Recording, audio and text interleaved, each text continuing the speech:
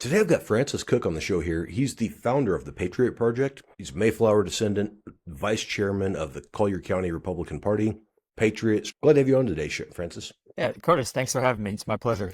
How did you get into politics and where did that get your interest and how do you want to start teaching other people? I was actually interested in politics when I was about 18 years old.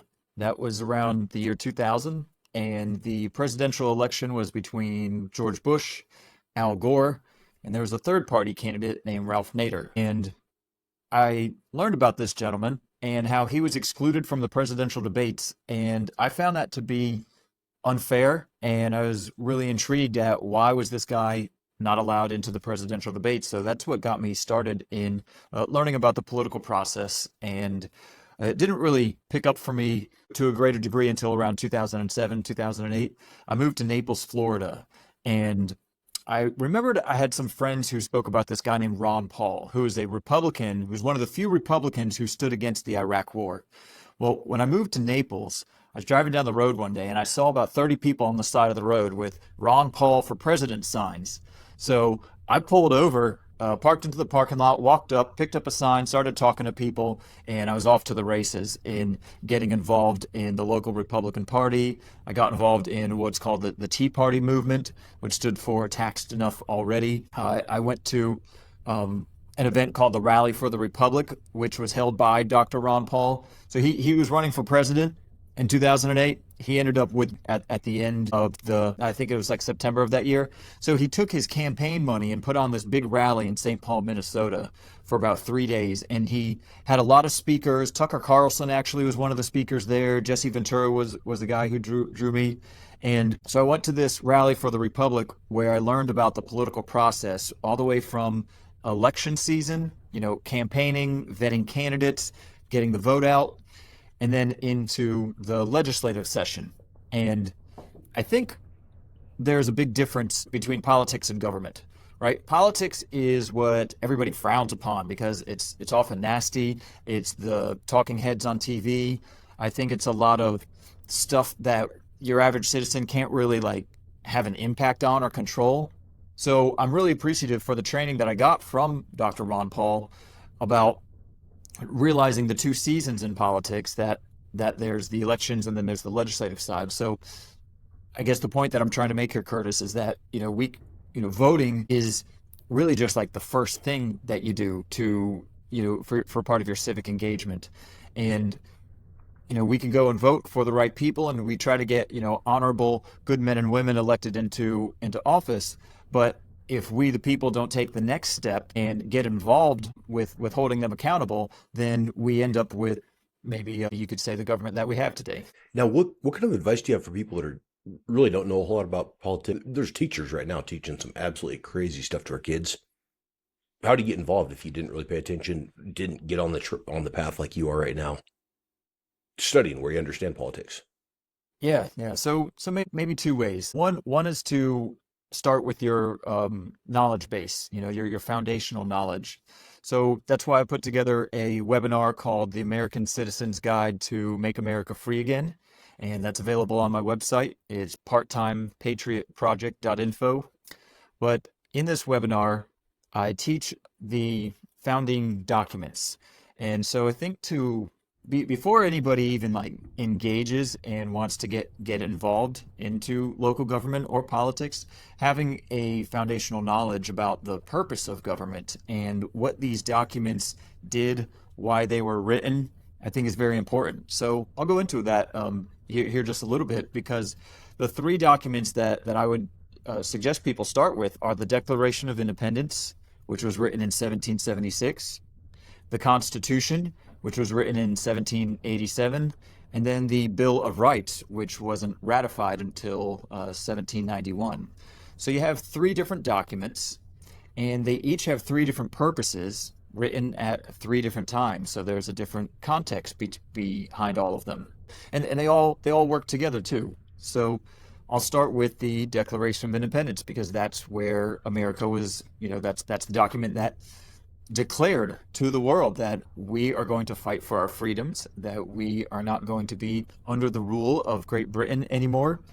And so that document, by reading through that document, you can learn the primary principles that our whole system is based upon.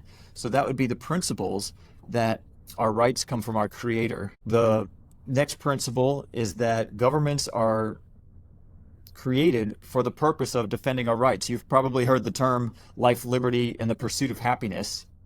So the purpose of government is right there in that document. The purpose of government is to protect our rights. It doesn't say the purpose of government is to pave roads or to send troops overseas to fight in foreign wars or to provide health care, provide this or that to the people. The purpose of government is to secure our rights. And then the next main principle that you'll find in the Declaration of Independence is about this word consent. So government derives its powers from the consent of the governed, meaning since we, the people, have all of the power and authority that was granted to us by our Creator, we then give certain powers to the government. And so we consent to, we agree to this government having certain powers, and we agree to be governed by it. So it's really important for the average American, your typical American, typical citizen for any country too, to understand this concept of consent, that government gets its power from us, from we the people. And then the Declaration of Independence goes on to say that when governments become destructive of these ends, we have not just the right, but we have a duty, we have a moral obligation to either alter or abolish it and to set up new guards for our future security. So learning that document, the Declaration of Independence, tells you what the purpose of government is, why it's so important, and then what we the people are supposed to do when it becomes destructive of our rights. So since we have the principle that we the people grant government powers, well, that might beg the question, all right, what powers have we given the government? And that is what the Constitution is for. People might say, oh, don't violate my constitutional rights. The term constitutional rights, I think, infers that our rights come from the Constitution, and that's an incorrect view of the purpose of that document.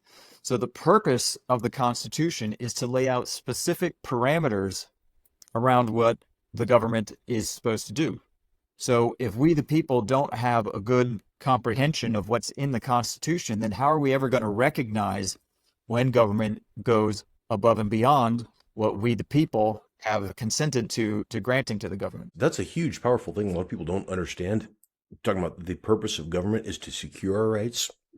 We got so many people now that think the government is our provider. And, they're supposed to take care of the homeless. They're supposed to take care of people. They're supposed to whatever. Not realizing that everything that you ever get for free is paid for by somebody else. Yeah, I love that you started out with that. So going through the third document you mentioned, can you explain about that as well? Yeah, thanks.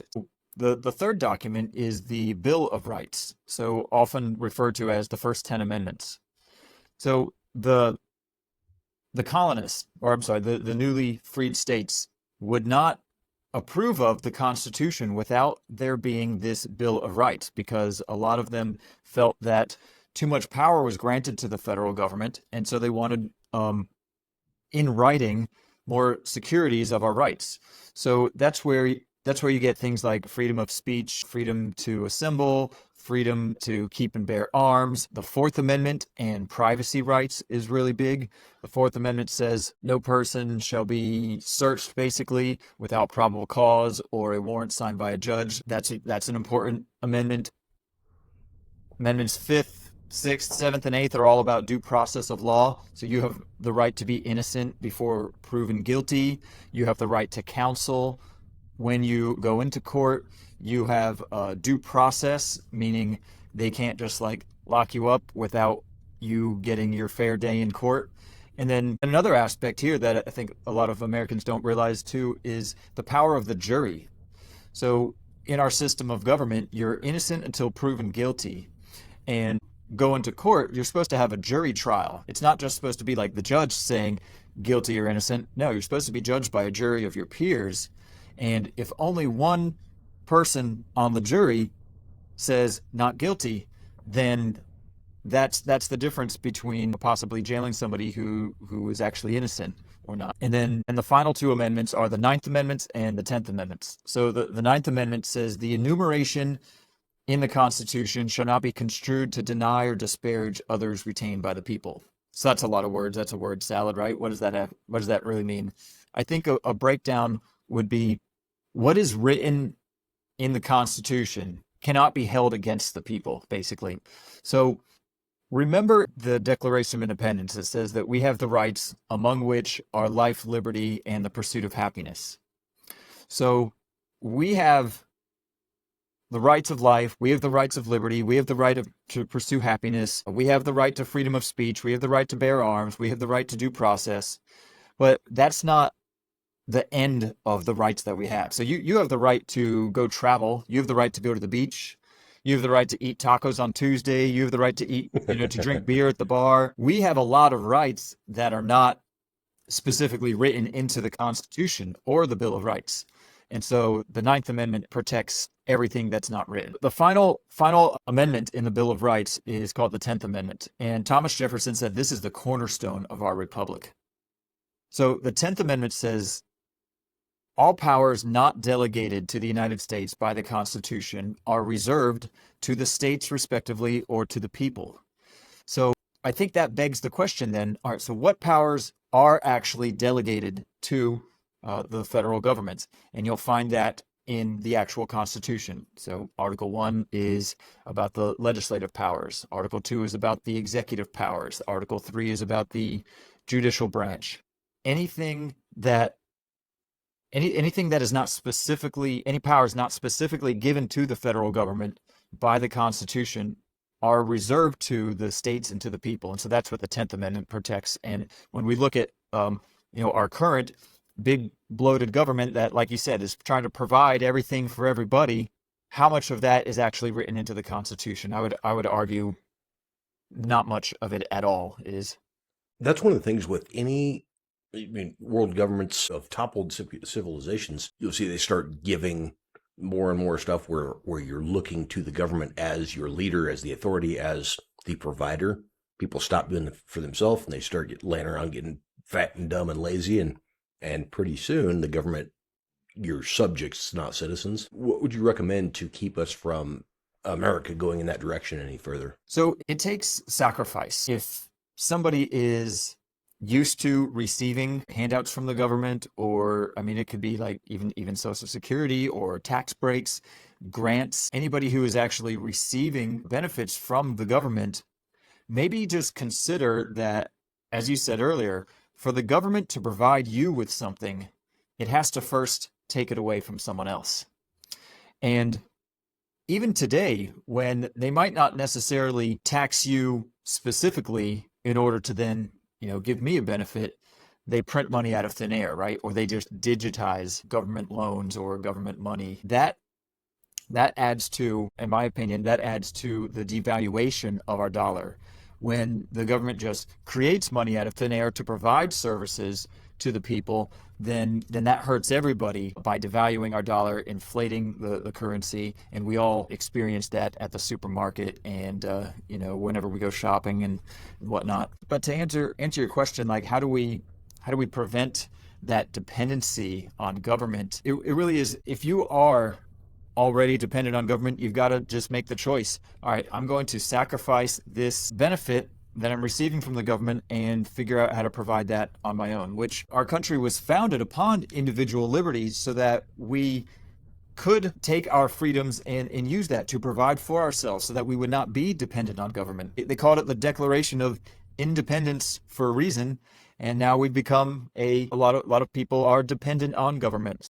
It really takes just the decision to not go along with it and to give that up. You got a friend, family member, whoever, who is trying to vote for the right person. I hear this a lot from people who don't understand government or politics or how the system works, that you need to have the majority. If you're a Democrat, you need to have all the Democrats in control. If you're a Republican, you need to have a strong group. But do you have any advice for anybody that is just saying, well, I don't really side with any specific party. I just want to vote for who I think is best based on their own their own campaign or their own plans. Well, I think that is a good thing to be an informed voter and to not just vote based on how many people voting in the American system are actually informed on the candidates and their stances. Um, Probably not. I don't want to put a number on it, but not everybody goes into the voting booth really knowing what each candidate stands for. So I think doing the due diligence of vetting candidates and doing your research before you go vote is very important. And if you don't know about the candidates, maybe refrain from voting rather than just saying, you know what, I'm gonna trust what people have told me, or I'm gonna trust, what I've always done, and just vote based on party. Um, it takes once again, it takes sacrifice to be an informed voter. It takes a commitment to do a little bit of research, and it doesn't have to take a whole lot, but you know, go to the candidates' websites. Local candidates go and do like Q&As and public forums all the time. So those are a good place to attend and, raise your hand and ask some questions and get to know these candidates before you put your support behind them. This course that you're offering, is that something that is just, do people just need to go to your website and sign up, or are you available to speak and teach this at schools and stuff? Yeah, so the webinar is available on the website right now. You can click the very top button, Make America Free Again. Like you said, it's only $17.76, and it's done on demand, so you'll get access to it immediately. The video is less than 30 minutes, and it teaches so much of our history, not just the Declaration of Independence, but it goes into the documents that influenced our founding fathers, which was the Magna Carta and the Mayflower Compact. So watching that webinar is an easy way for listeners to get this education right now.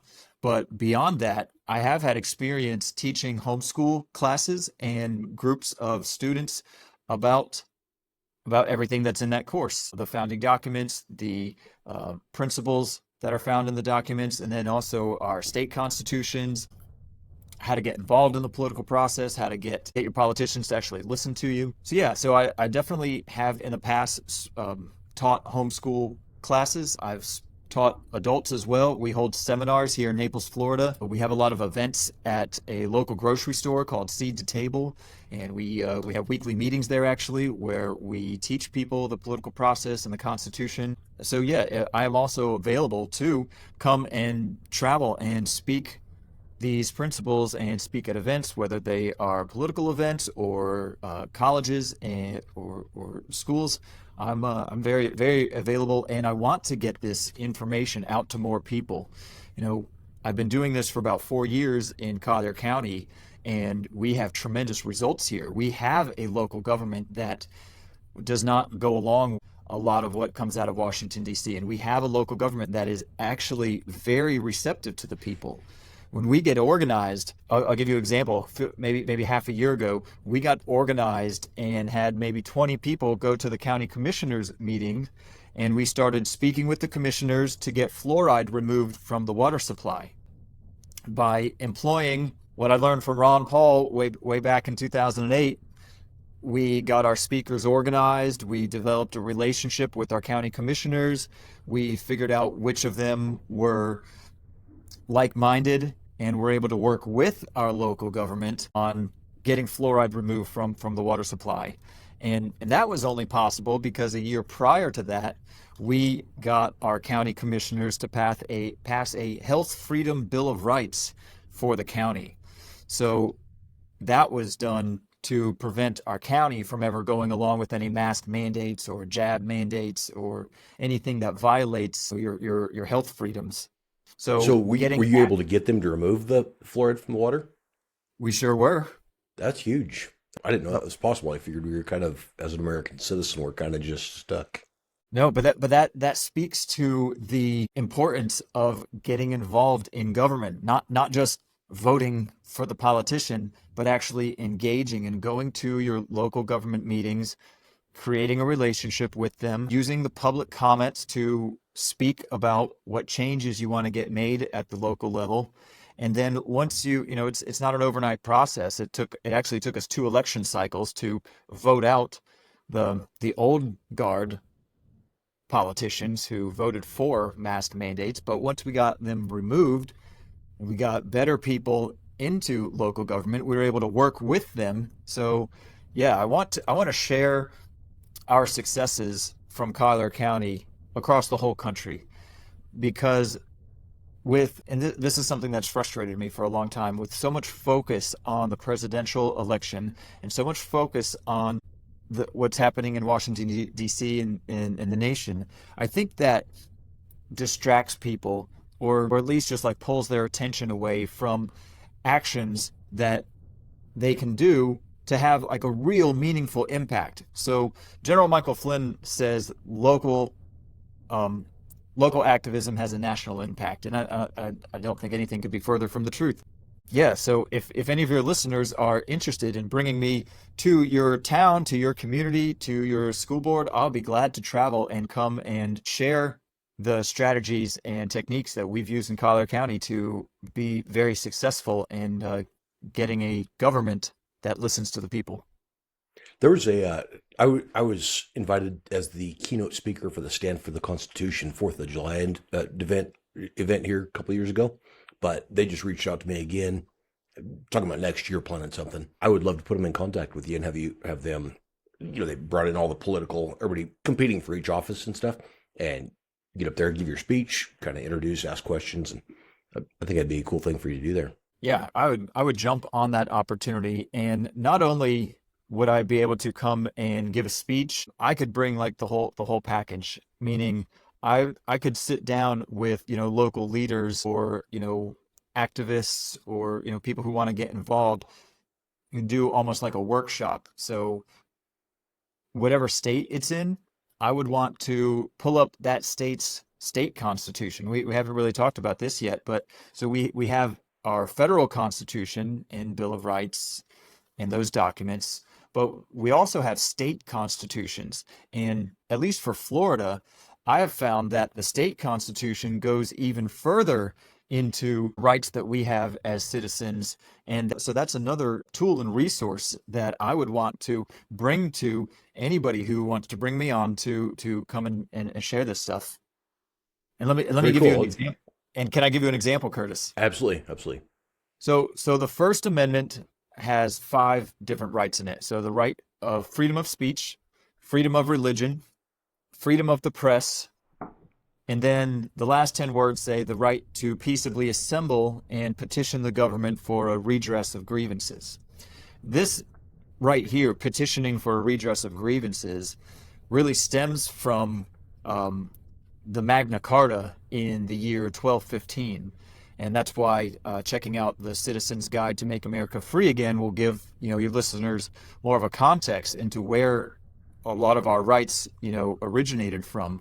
But this right to petition the government, that's the formal way that we the people communicate to the government.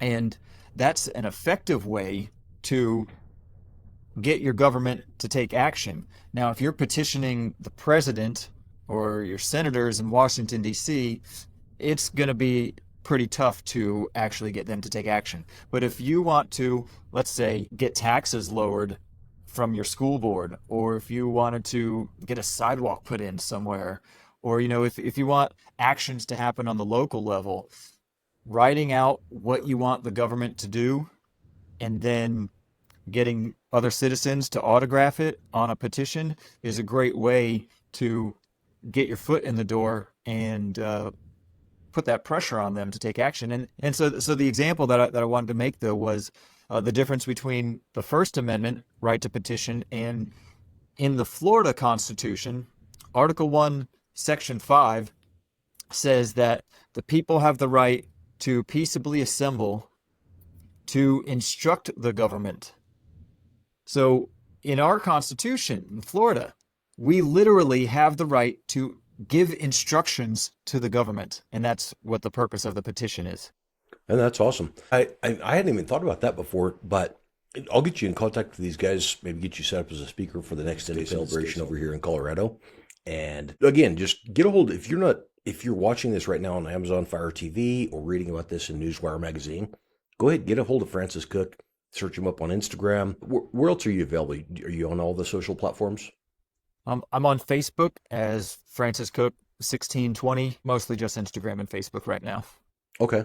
Yeah, get a hold of Francis and then also go to parttimepatriotproject.info and grab a copy of that training. It's the online training was just phenomenal for somebody who's not.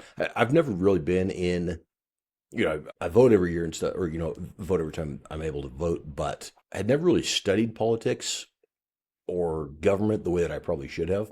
But that was just a phenomenal tool that I'd like to go through again as well.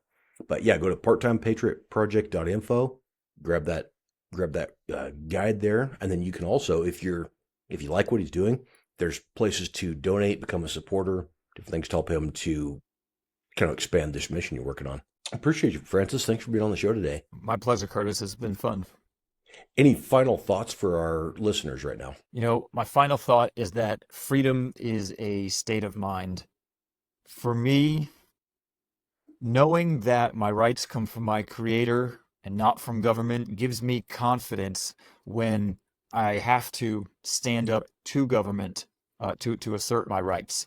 In 2020, when the lockdowns and the mask mandates were happening, that was where the rubber hit the road for me personally.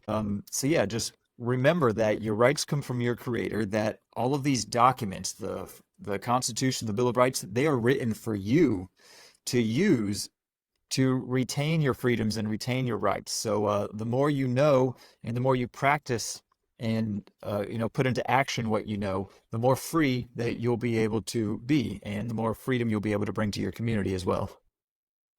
Well, in not studying this, we've got to keep in mind, like I said, you have basically got the government politicians that if they're not looking out for your best interest, these are guys, professionals that all their entire job is reading, knowing these documents, knowing how to manipulate them and use that for their personal gain if they're not good people. So I would highly recommend getting in, studying, learning how the government's supposed to work. Get a hold of a guy like Francis, follow him, watch you use some great Instagram videos and stuff, but start learning about what your rights are and what's being taken from you when we've got some bad people in office. Appreciate you for being on the show, man. This is great, and I would highly recommend, like I said, get a hold of Francis Cook on Instagram, on Facebook. Be sure to follow, turn on notifications, and also go to parttimepatriotproject.info and grab that Citizen's Guide to Make America Free Again for $17.76. Appreciate you, man. Thanks for being on the show. Awesome. My pleasure, Bruce. Thank you very much.